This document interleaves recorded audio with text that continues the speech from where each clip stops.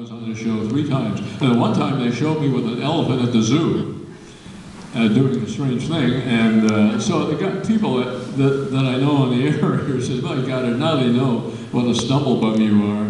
And so anyway, I said, "Yeah, thanks a lot." And then about a week later, I got a check from Dick Clark Productions in Burbank for $700.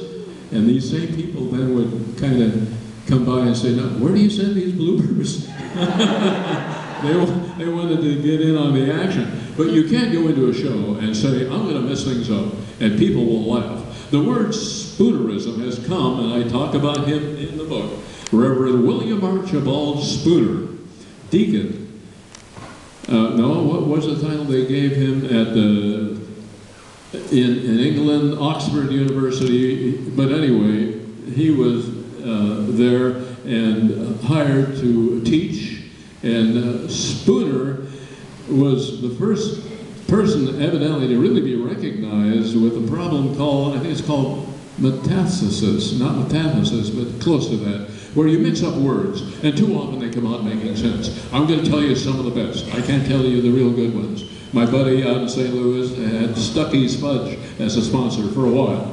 That didn't work out. You can imagine when you transpose letters, depending on what was usually a key word, and whatever's on either side will really mess you up.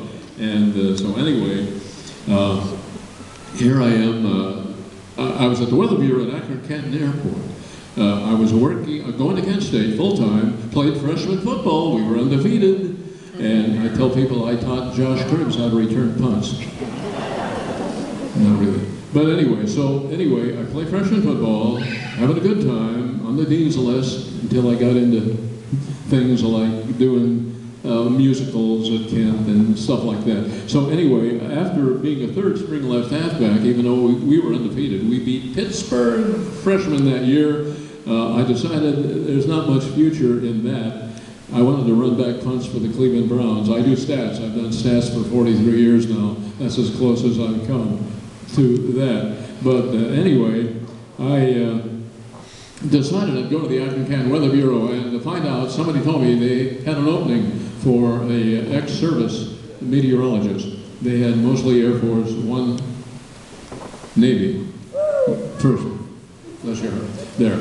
And so anyway, I went to the airport. I talked to Ray Robinson, what a wonderful man. I said, "Mr. Robinson, I'm an ex-Air Force meteorologist. I understand you might have an opening for a part-time weather person."